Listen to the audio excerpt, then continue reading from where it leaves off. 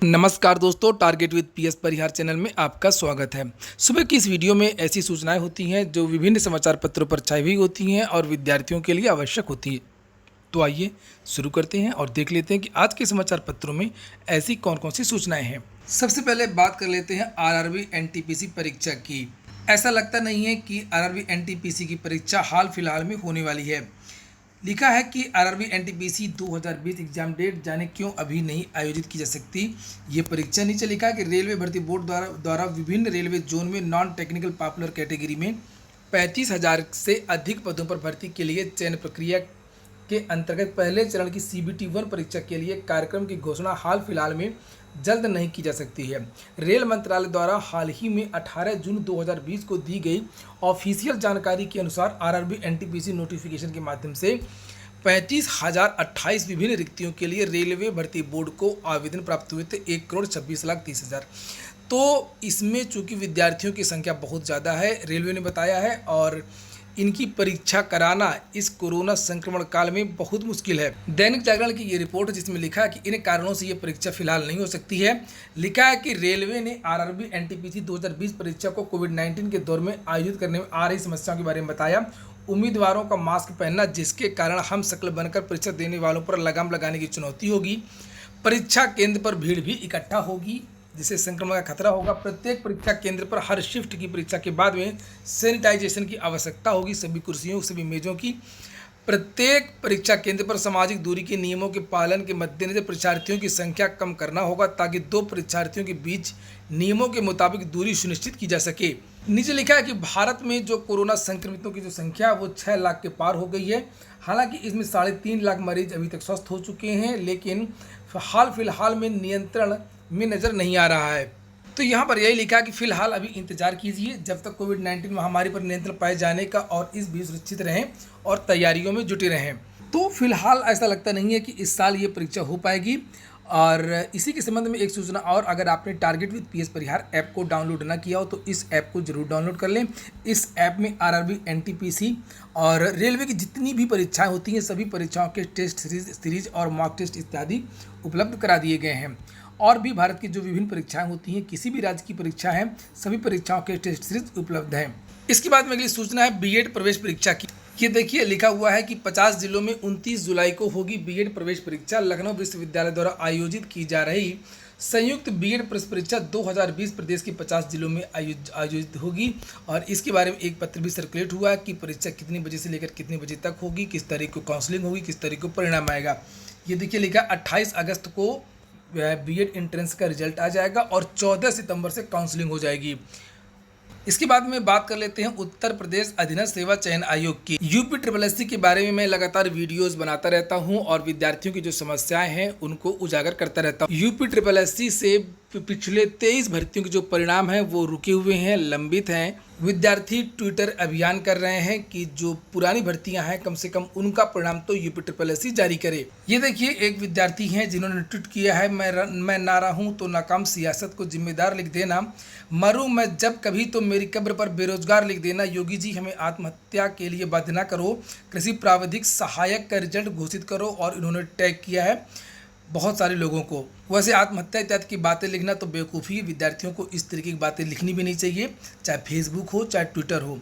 यहाँ पर नीचे विद्यार्थियों ने लिखा है कि यूपी की सभी 23 भर्तियों के युवाओं का संयुक्त ट्विटर अभियान कल यानी कि आज 3 बजे आप लोग भी अगर चाहें तो यूपी की आंख खोलने के लिए और उत्तर प्रदेश की आंख खोलने के लिए शाम को 5 बजे से युवा विरोधी योगी सरकार ये इस हैशटैग के साथ में ट्वीट कर सकते हैं। नीचे लिखा है कि योगी सरकार को भारी बहुमत से 2017 में 2 दशक के बाद सत्ता में वापसी करवाने में राजनीति विशेषज्ञों ने युवाओं का योगदान होना बताया है। और यह भी सत्य था कि मोदी और योगी सरकार को सत्ता के शिखर तक पहुंचाने में युवाओं का बहुत बड़ा योगदान है।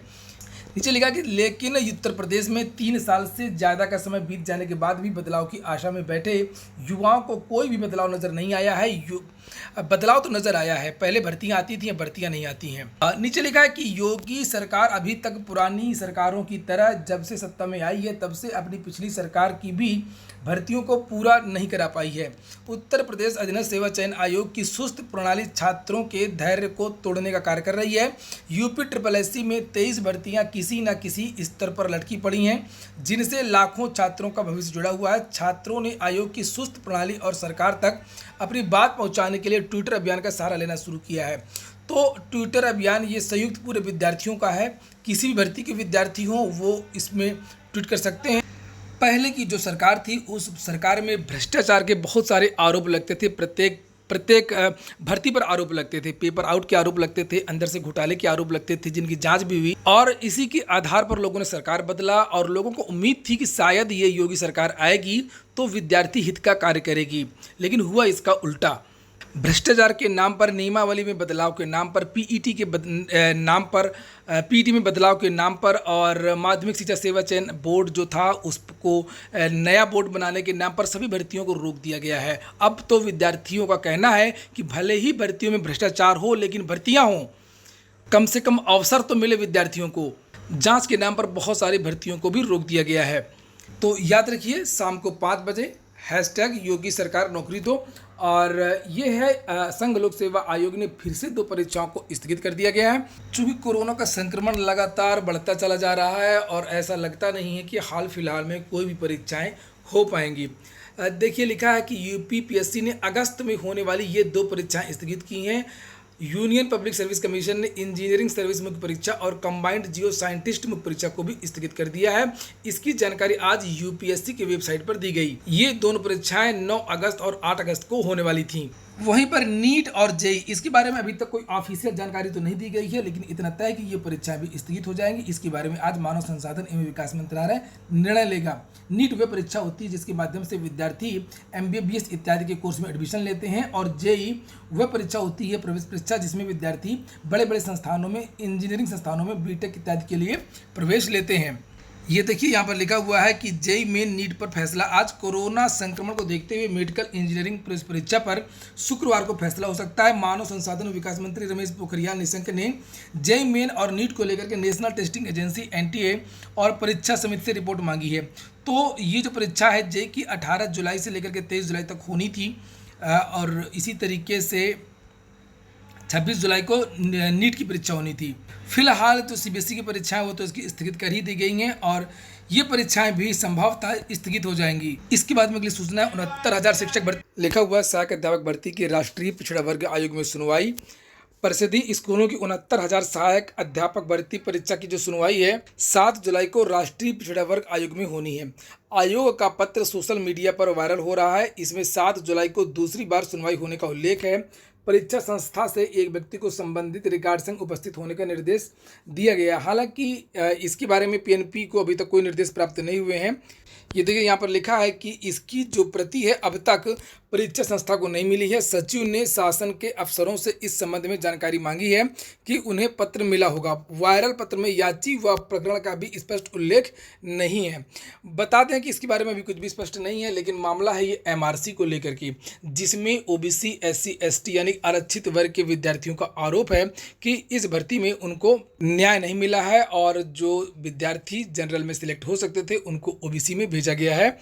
हालांकि शासन इस बारे में स्पष्ट कर चुका है कि जो भी आरक्षण नियमावली है और MRC के जो भी प्रावधान है वो हाई कोर्ट और सुप्रीम कोर्ट के आदेशों के अनुरूप ही हुआ है। अगली सूचना है LT ग्रेड की। लिखा है LT ग्रेड के छूटे अभ्यर्थियों का सत्यापन 13 तारीख से। LT ग्रेड के जिन विद्यार्थियों का चयन हो चुका है उनको सत्यापन का पुनः मौका दिया गया है। उसके बारे में मैंने कल एक वीडियो बनाया था और आप लोगों से बताया था।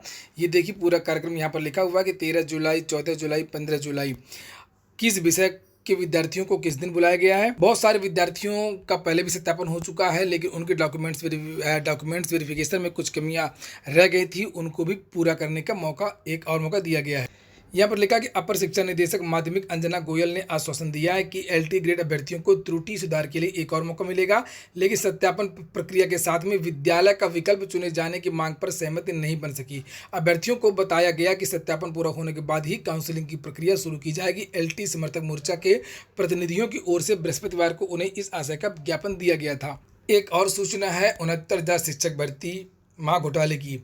कल विद्यार्थियों ने पीएनपी में एक धरना प्रदर्शन किया था, विरोध जताया था इस भर्ती के पेपर आउट की।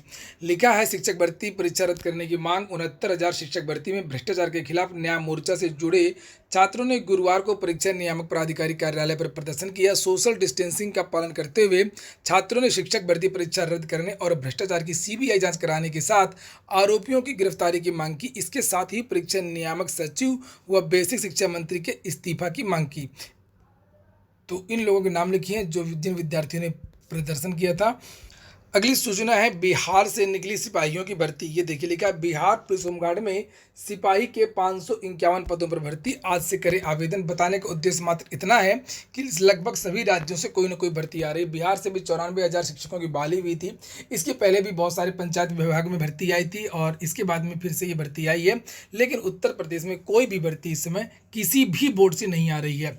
लिखा है बिहार गृह रक्षा वाहिनी सेवा संवर्ग होमगार्ड के सिपाही 551 पदों पर बहाली निकली है। केंद्रीय चयन पार्षद सिपाही भर्ती के माध्यम से बहाली होगी। 3 जुलाई यानी आज से विद्यार्थी इसके लिए आवेदन कर सकते हैं। योग्यता यहाँ पर लिखा हुआ है इंटरमीडिएट, ये देखिए, और आयु सीमा भी लिखी हुई है कम से कम 18 और ज़्यादा से ज़्यादा 25, और अन्य भी चीज़ें लिखी कि हाइट कितनी है। ये पूरा 165 सेंटीमीटर की हाइट है, सीना है, सब कुछ यहाँ पर दिया हुआ है। 2000 ग्रेड पे की ये नौकरी होती है। तो ठीक है दोस्तों, ये हो गया आज का वीडियो अगर आपको अच्छा लगा हो तो वीडियो को लाइक कर दें। जिन मित्रों ने target with PS Parihar app को डाउनलोड ना किया हो, एक बार उस ऐप को जरूर डाउनलोड करें। प्रश्नों को देखें, उनका स्तर देखें। सभी भाषाओं में सभी परीक्षाओं के मॉक टेस्ट और टेस्ट सीरीज उसमें उपलब्ध है। पूरा वीडियो सुनने के लिए बहुत बहुत धन्यवाद।